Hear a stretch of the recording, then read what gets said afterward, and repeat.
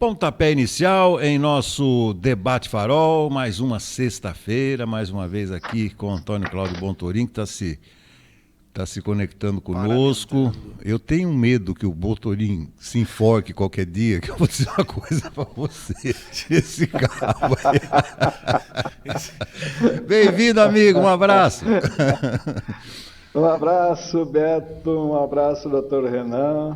Bom dia, meu querido amigo. Bom dia a todos que nos acompanham aqui pelo Farol de Limeira, Farol de Limeira e agora através do Debate Farol. Um grande abraço a todos. Tava tão bom com a Natália aqui, viu, Cláudio? Falando de vinho, como ela conhece, não? Quem entende é outra história, né? É, bacana. A Natália é muito gentil conosco. Gente boa e com conhecimento ímpar, viu? Bom, vamos lá. Vamos arregaçar as mangas, mãos à obra, vamos ao trabalho, em mais um Debate Farol, colocando as nossas observações costumeiras aí. Esse programa não é recomendado para pessoas sensíveis a fortes emoções. Estamos vivendo um período eleitoral e emoções é que não faltarão. Esse programa é recomendado a todos que prezam a liberdade de expressão, amplo debate e construção de ideias para o melhor convívio social e desempenho de seus representantes públicos. Vamos lá, então, ao nosso debate, começando pela primeira proposta, né, para a gente analisar. Essa é minha. Hoje eu começo, com a licença dos meus companheiros aqui. À vontade. Pergunta é essa. Eleitor gosta de baixaria? Direto ao ponto, doutor. Gosta de baixaria? Gosta e não gosta. O eleitor gosta de ver a baixaria. Ele não gosta de quem faz a baixaria. Né? Eu acho que é uma pergunta capciosa, logicamente, né? A gente tem acompanhado alguns debates, principalmente da Prefeitura de São Paulo, né? A gente viu aí uma cena, no mínimo hilariante, entre o candidato à Prefeitura Pablo Marçal, né? Que é coach, influencer, não sei o que ele é, empresário, né? Enfim, então um cara muito, muito midiático.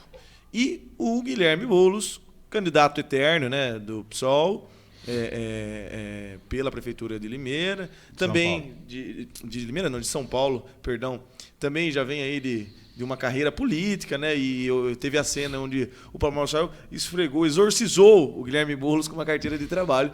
No mínimo foi hilariante, realmente representou muitos brasileiros ali. Mas eu acredito que, por mais que seja engraçado, cômico, é um ultraje com um assunto tão sério, que é uma prefeitura de uma megalópole, que é São Paulo. Né? Então, assim, o que nós queremos para São Paulo? Discutir propostas, ideias, melhorias? Ou nós queremos dois adolescentes, crianças da quinta série, se alfinetando e se acusando e brincando e chamando, fazendo lacração, né, como se diz agora? Então, eu acho que política é um assunto sério. Né? É um assunto que decide vidas de milhões de brasileiros. Ainda mais São Paulo. São Paulo tem quantos milhões de habitantes? Eu não lembro mais. São 10 milhões de habitantes? Quase 15 milhões. Quase 15 milhões de habitantes. Como que se discute proposta... 17 milhões. 17 milhões, Cláudio. Exatamente, 17 milhões de habitantes. Como se discute proposta num clima como esse? Né? E o paulistano, ele está sem opção. Ou é Guilherme Boulos ou é Pablo Marçal. Para mim, nenhum dos dois seria um candidato que representaria o paulistano. Né? A gente tem lá o Ricardo Nunes, que é um prefeito que fez uma boa gestão, sim. Né? Tem feito coisas boas por São Paulo após a morte do antigo prefeito Bruno Covas. E esse sim é um cara que preparado e sério, né? Pode ver, a gente brinca que a baixaria ela dá ibope, mas ela não dá crédito ao produtor da brincadeira, do ultraje, né? Então, assim... Mas deixa eu acrescentar algo para você também refletir, meu caro Bontorin. A baixaria, nesse clima de... Não é, doutor, né? Nós estamos vivendo uma época de conflagração generalizada. Né? Você fala uma coisa, o outro é contra. O que acontece com alguns eleitores? Eles não têm muita esperança de mudança, seja A, seja B, seja C. Então, eles fazem um tipo de escolha, Cláudio, meio que aleatória, né? Falar, eu vou aqui no cara mais engraçado. Mandou. Exatamente. Minha mãe mandou eu escolher esse daqui. E aí pode ser uma boa para quem vai para essa seara, né, Cláudio? Assim, da baixaria, da zombaria, que é o que dá ibope, na verdade, das mídias sociais, né? Exato, Beto. Eu concordo também com o Dr. Renan, né, de que a baixaria, o eleitor não gosta da baixaria. Gosta de ver, mas não gosta de quem faz a baixaria, né? Então, virou moda na campanha eleitoral, né? A campanha da televisão só começa no dia 30, né? A propaganda eleitoral gratuita, obrigatória, mas virou moda, né? Até um certo tempo atrás funcionava. Quando parou de funcionar, e as pessoas perceberam que aquilo não era interessante, porque se fossem, na opinião deles, e se fossem na apresentação que fazem, eles perceberam que o candidato não tinha nenhuma seriedade, né? O Pablo Marçal é um influencer, um coach, né? Aliás, coach, que era uma profissão até algum tempo atrás, estava assim alta, né? Hoje já não se vê falar tanto assim de coach, né? Que na linguagem, na tradução literal seria treinador, né? Então, é difícil você acreditar que quem faz baixaria, quem produz a baixaria, tenha condições de conseguir alguma coisa. A mesma questão do boletim de ocorrência levantado contra o Nunes por agressão à sua esposa. Ele desmentiu, mas na Polícia Civil existe, de fato, esse boletim de ocorrência, né? Então, Beto, fica difícil, doutor Renan, a gente imaginar que a baixaria resolveria a opinião do eleitor, mas não resolve, não. O eleitor já cansou de baixaria, ele até gosta de ver, acha engraçado, né, nesses debates, alguns são espetaculares, né? Nós tínhamos lá na eleição presidencial o Padre Kelman, né? E o Marçal é o Padre Kelman da eleição municipal da capital paulista, né? E ele pode, de fato, tirar algum benefício disso. Ele vai tirar. Ele e o Datena vão tirar votos do Ricardo Lins. Então fica difícil a gente entender como que vai se dar essa eleição e como que vai acontecer. De repente, não mais que de repente, como diria Vinícius de Moraes, né? Pode-se ter um segundo turno entre Boulos e Marçal. Vocês já imaginaram como seria um segundo turno entre ambos? E o ex-presidente Jair Bolsonaro já declarou, né? Ele apoia Nunes, mas não é o candidato dos sonhos dele, ele disse.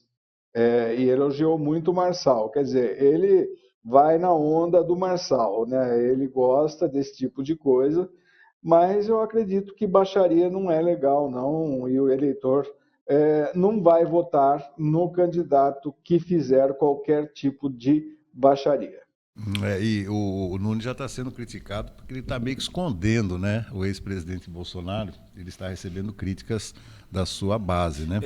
Agora precisa ver se ele está escondendo ou se o Bolsonaro está escondendo. Exatamente. Tem essa. Eu concordo com o Cláudio nesse assunto do apoio. Existe uma diferença muito clara que eu vejo entre o próprio Marçal e as gafes que a gente pode dizer, né, do ex-presidente Bolsonaro e tal. O ex-presidente Bolsonaro, eu lembro muito de uma cena do Jânio Quadros tirando um pão de mortadela e comendo no meio da rua, né? E assim, Bolsonaro, entendo que ele não é uma figura.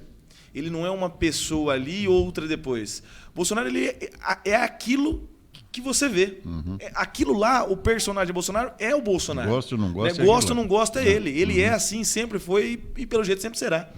O Pablo Marçal, não. Ele é um personagem montado, né? Então, essa é a grande diferença. E o eleitor ele percebe isso. A honestidade, a sinceridade do ser humano, de ser, forma de ser, de falar, dos pensamentos do ex-presidente Jair Messias Bolsonaro, e vê que quando se pega Pablo Marçal, se pega uma pessoa que não entende nada de política, né? Então os alunos lá dele, as pessoas que gostam, que o seguem, que colocam ele como mentor, até para eles, no cenário de empresarial, de enriquecimento, não sei nem como se chama isso porque você tem que... Enfim, aquele negócio que ele faz, me pergunte como que eu te falo, tal. Agora, é diferente. Jair Messias Bolsonaro, como Lula, vivem a política desde os 20 e poucos anos de idade. Sabem fazer política, entendem de legislação, entendem o que faz um prefeito. Né? E o Pablo Marçal não. É um cara que caiu de paraquedas lá e, infelizmente, eu brinco que quem complica a vida do paulistano é o próprio paulistano. Né? Vamos passar para outro. Mas eu só queria lembrar, Cláudio, isso não é do tempo, isso não é do tempo do Dr. Renan, mas é do nosso tempo. Você se lembra, né? Dos astros do ringue, né? Fantomas. Mas que o pessoal gostava de uma luta, gostava, né, Cláudio? Gostava daquela luta toda ensaiada, mas todo mundo gostava. Ted Boy Marino. Ted Boy Marino. A dupla Bob Rony Bob. Sabe, era realmente interessante. O Rasputin. Nossa, o Rasputin era realmente interessante. A plateia vibrava. Vamos ao segundo tema de hoje. É por aí mesmo. Vamos lá, esse é o tema do Cláudio. A Justiça Eleitoral conseguirá fiscalizar a internet? Vamos lá, Cláudio. Olha, eu estava lendo aqui, né, o material do Tribunal Superior Eleitoral sobre a questão da inteligência artificial e da divulgação de notícias conhecidamente inverídicas, né, como eles colocam na resolução publicada hoje pelo Tribunal Superior Eleitoral. Eles garantem que haverá uma fiscalização rigorosa, né, e já disponibilizou o aplicativo Pardal, né, que chama Pardal mesmo, para as pessoas baixarem, né, no seu celular, no computador, para denunciar as pessoas, né, os candidatos que saírem da linha, né, que utilizam inteligência artificial sem identificação, sem demonstrar aquilo que realmente é inteligência artificial, tem que constar da propaganda que aquilo foi produzido por inteligência artificial, né? Como aquela história da propaganda de bebida, né? Consuma com moderação, ou do cigarro que traz aquelas do que o fumo produz no maço, né? Então, haverá sim uma fiscalização.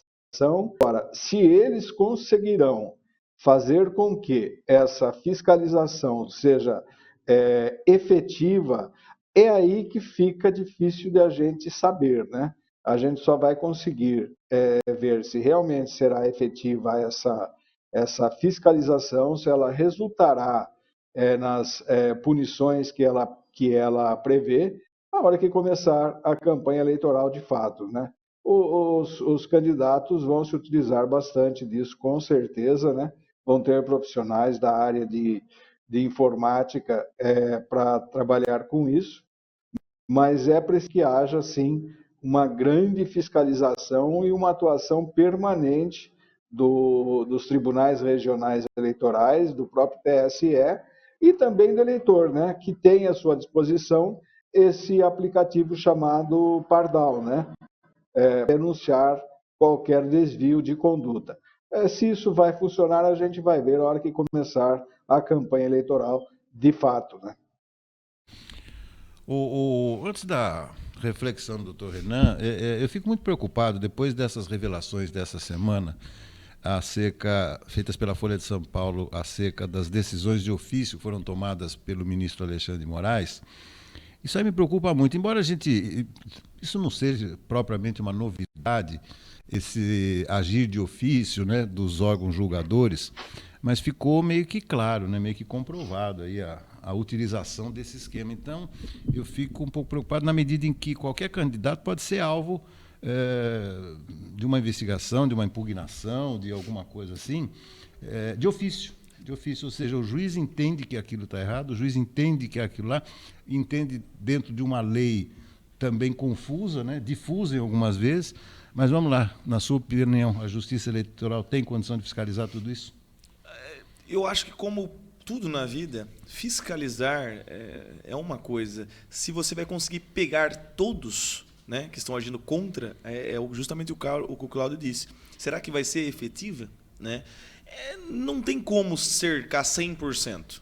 Né?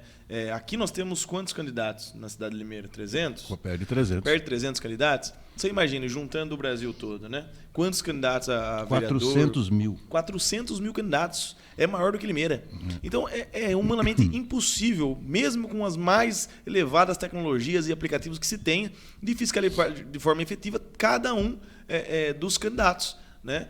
A eleição começa hoje, dia 16, e a partir de agora já existe a campanha eleitoral.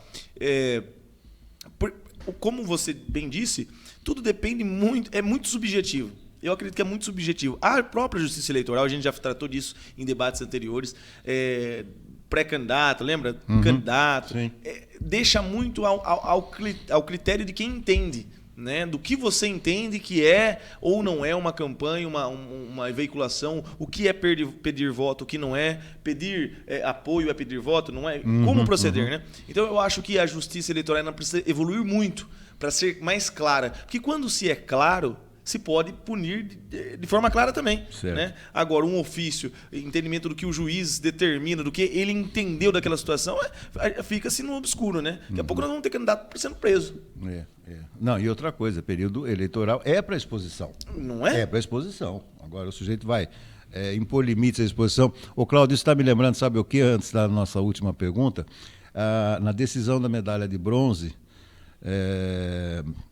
as meninas brasileiras, né? Era um jogo tenso ali e tal.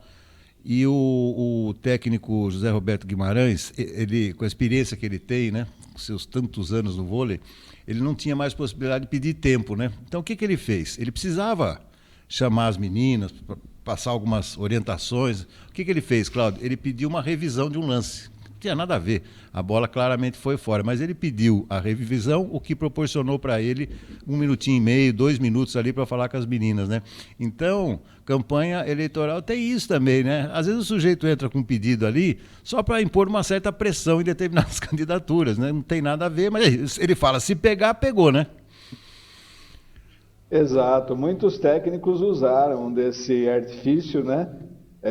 Desse tipo de ação, né? Pedindo a revisão de um lance, o tira-teima da competição, né? O VAR das Olimpíadas, né? O challenge, né? O desafio. E então é isso que vai acontecer de fato, né? Senão a gente voltaria aquele esquema que a gente já conheceu lá atrás, né? Que aparecia a foto do candidato e o currículo dele. Eu acho que o Beto se lembra disso, não sei se o doutor Renan chegou a ver esse tipo de propaganda. Isso na década de 70 até 75, que foi o fim até 75, não, desculpe, até 85, que foi o fim da ditadura militar, aí como voltou normal a propaganda, mas era a fotinho do candidato só e o currículo dele, né? Então é realmente isso que pode ocorrer se tiver muita interferência. Mas vai ser difícil. Tá bom. Vamos à última. Mais ou menos isso. Vamos à última indagação, senão não dá tempo da gente. A última era política nacional, né? Lula conseguirá atrair o agronegócio? Pergunta do doutor Renan. Vamos lá.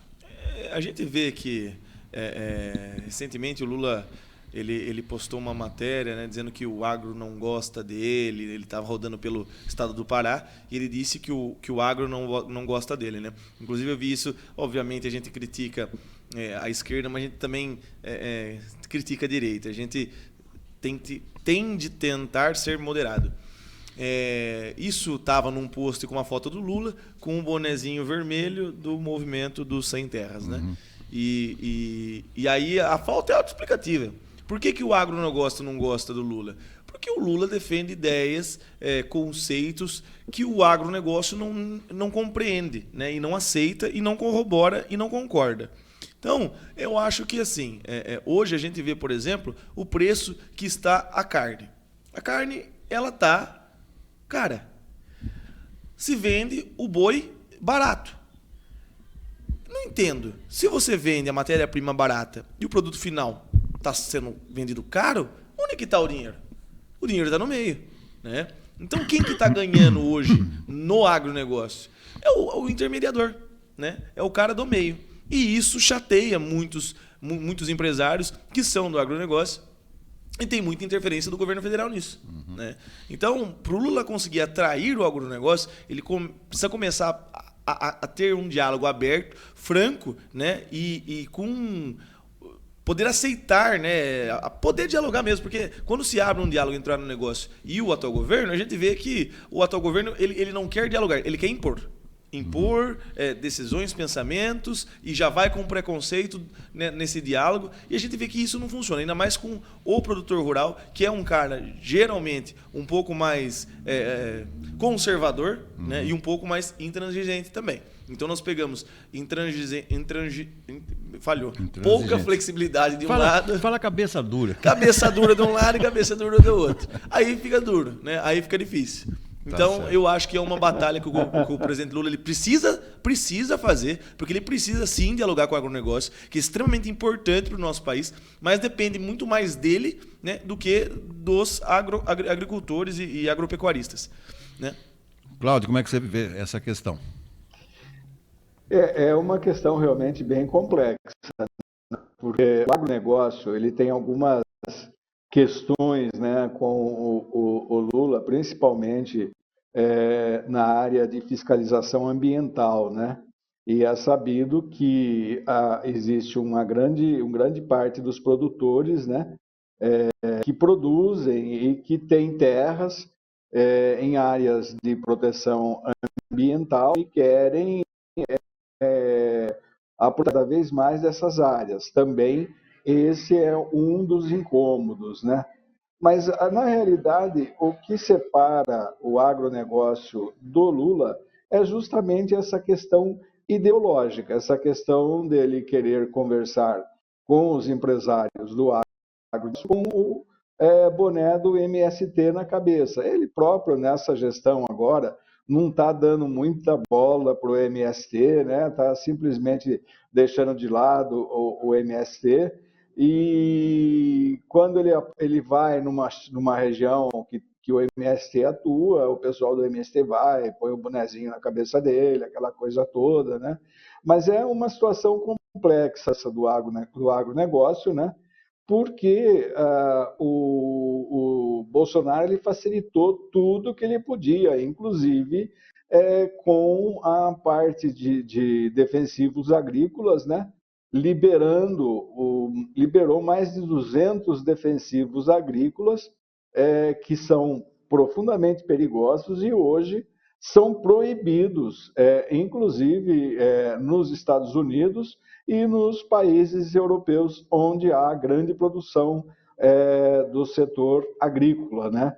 Então, quando há essa facilitação, há de fato um apoio maior, né? Mas é engraçado isso, né? Porque a movimentação aí de uma simples palavra do presidente, ele já tentou se reunir, ele já pediu reunião com a CNA, mas nesse caso os cabeças duras foram os empresários do agronegócio e não acabaram não aceitando. Mas ele vai ter que conviver, ele lançou o Plano Safra agora, né, com uma grande parte de um excelente financiamento para o produtor familiar, para o pequeno, médio e grande produtor, né? Mas realmente é uma cadeia que precisa ser mais equilibrada, porque o produtor mesmo, aquele que produz o alimento, o que produz a carne, que produz a ave, a gente sabe que ele é o que mais sofre, o que menos ganha, porque o ganho está naquilo que a gente chama de atravessador, né? Que é a indústria frigorífica, que é a indústria de laticínios, né? Que são os entrepostos de venda de produtos agrícolas, frutas, verduras, legumes, né? Então, realmente, eu acho que a remuneração, o grande problema ainda é a remuneração. Há um gasto muito grande, né, efetivo, para o produtor, para conseguir tirar a sua produção com qualidade, e esse gasto, uma boa parte, não tem o retorno financeiro necessário, porque ele é obrigado a vender por um preço muito abaixo daquilo que o mercado comercializa, né? Se você tomar o leite, por exemplo, de exemplo, né? O leite sai do produtor hoje, se eu não me engano, por 40 centavos, né? O litro. Ele vai para o atravessador, para os laticínios, os laticínios repassam esse produto para os atacadistas acima desse valor, com um lucro já efetivo, e o atacadista vai vender para as redes de hipermercado e para os mercados menores, né, por um preço ainda maior. Aí o consumidor vai na gôndola do supermercado e vê o preço, que na realidade tudo aquilo é um ganho do intermediário. E também acaba sendo um ganho do governo devido ao excesso de impostos, né? Nossa, ô Cláudio, eu concordo assim, de ponta a ponta com o início do seu comentário, quando você fala que o grande problema do agro é a questão ligada ao meio ambiente, né? Porque a gente sabe que muitas restrições que são impostas a quem mora e quem trabalha no campo acaba prejudicando esse trabalho, que nem todos têm a mesma condição, inclusive financeira, né? De fazer o manejo da terra, de estocar, desplantar, fazer essas coisas todas. Aliás, plantar e tirar árvores muitas vezes, né? Então, esse é o grande... E agora, eu queria contextualizar quando eu chamo de cabeça dura, eu convivo com pessoas que moram e trabalham no campo há mais de 50 anos. Eu era garotinho, eu já convivia. Aliás, eu aprendi a fazer cabana exatamente no campo, com bambu, né? Naquele tempo podia usar bambu. E as pessoas que trabalham no campo, elas são extremamente sérias. Extremamente sérias. A conduta desse pessoal... assim, porque eles vivem nessa angústia, né? Por exemplo, a semana retrasada, eu estava numa propriedade agrícola, todo mundo esperando uma chuvinha porque vem a safra, e não chove. Né? E não tem o que fazer. Está todo mundo preparado, então você fica ali e tal.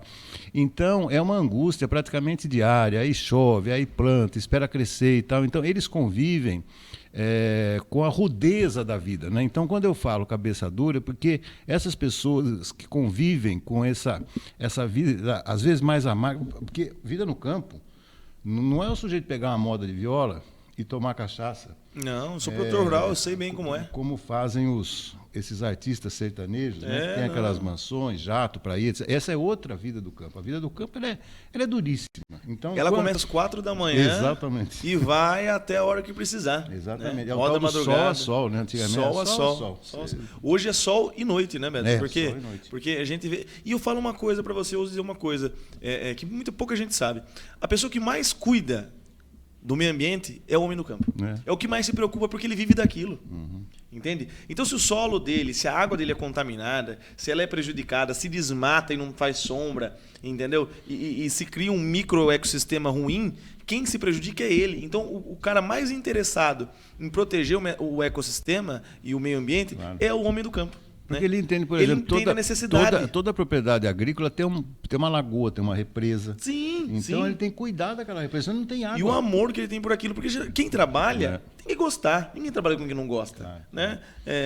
Às vezes trabalha, né? Às vezes não trabalha. Mas assim, de maneira geral, o produtor rural, ele é um cara que ele eu vi um post de dois meninos, chama Primos Agro, né? Então... assim, como o pessoal da cidade acha que é o produtor rural. O cara pega um balde de veneno e joga nele, joga em tudo e tal, não sei o quê. Como realmente ele é. Ele olha para o agrônomo e fala assim, viu, mas não tem outro jeito de fazer o manejo dessa praga sem precisar usar algum tipo de veneno, nada, porque você sabe que eu não gosto dessas coisas. E ainda que tem que gastar, né? Que é caro pra burro. Claro. Aí então, assim, esse posto é muito realidade, né? O pessoal, às vezes, no meio acredita que o produtor rural, que o agricultor, é ele que devasta, é ele que desmata, é ele que faz. Não, na verdade, quem faz as coisas erradas é o homem da cidade que vai para o campo. Esse que é o errado. Eu acho que houve mais uma associação, né? Do bolsonarismo do campo. E aí... É o grande empresário rural, né? Aquele que quer utilizar toda a terra para isso, ou para pastagens, ou para produção, aí ele vai destruindo. O produtor familiar, ou o pequeno produtor, a gente sabe que ele sofre demais, né? Eu também sou de família que veio da área, né? O meu pai, os meus avós trabalhavam com agricultura, né? Uhum. E até tem propriedade, né, para isso. Hoje não tem mais nada porque, quer dizer, a propriedade existe, mas não tem mais a produção, né? Porque todos praticamente que faziam já se foram, né? Então é realmente difícil. Agora, o que é preciso diferenciar é esse produtor rural que trabalha, que sabe da proteção, que sabe que o desmatamento provoca falta de chuva. Esse produtor rural é o que mais sofre. Agora, o grande empresário do agro, né, ligado a grandes multinacionais, eles não estão nem a eles, que querem ir para o campo, devastar e plantar, tirar o que eles podem, né, sem muito cuidado. E a gente vê aí a indústria canavieira, né, que é um grande problema para esse país, né? Exatamente, que é Cláudio. uma fonte de energia, né, uma fonte de energia renovável, porque o álcool, o etanol, por exemplo, ele é uma energia, não é uma energia fóssil, né? Mas mesmo assim existe esse tipo de problema, né? As grandes produtoras, as grandes plantações de eucalipto das empresas produtoras de papel, né, de celulose, por exemplo, mas aí são áreas que são replantadas e são trabalhadas. Agora, o pequeno produtor, né, o produtor que gosta realmente do seu negócio, é o que mais sofre, o que menos ganha, com certeza. É o que mais paga e o que menos recebe, né? Exato. Ele paga o que o grande paga e não tem o benefício que o grande tem. Isso. É isso aí. Ele vai vender o seu produto no mercado, ele tem que vender da mesma forma que o grande, né? O grande vende milhões de toneladas, o produtor, o médio, o pequeno produtor vende, não são milhões, né? É uma coisa realmente complicada isso. E é necessário entendimento realmente. A gente sempre tem que fazer essa distinção. É como eu estava falando do hortelã, eu achei um absurdo hoje pagar R$ 8,70 de um maço de hortelã. Mas você pensa que... Vai lá na Flora Juliana, tem muda de hortelã lá, R$ 8,50. Então, aí você esquece de aguar, você perde a muda. Mas nada na vida é fácil. Mas é isso aí. Não, mas ele não queria que fosse esse preço, não. Assim como quem planta tomate, né, sofre as oscilações. Tomate às vezes está R$5, de repente está 12. Não é porque ele quer, a vida no campo é assim. Valeu, estamos colocando um ponto final em mais uma edição do nosso Debate Farol, agradecendo muitíssimo a quem nos acompanha. Bom, doutorinho, bom final de semana, até segunda-feira, um grande abraço. Um ótimo final de semana, doutor Renan, Beto, um grande abraço a todos que nos acompanharam aqui por esse farol. Um ótimo final de semana a todos e até segunda-feira. Grande abraço, Cláudio. Toca aí. Valeu, meu parceiro. Democracia não é apenas uma conquista social, mas uma forma de acreditarmos em justiça e igualdade diariamente. Muitíssimo obrigado mais uma vez. Tenham todos um ótimo final de semana e até segunda-feira.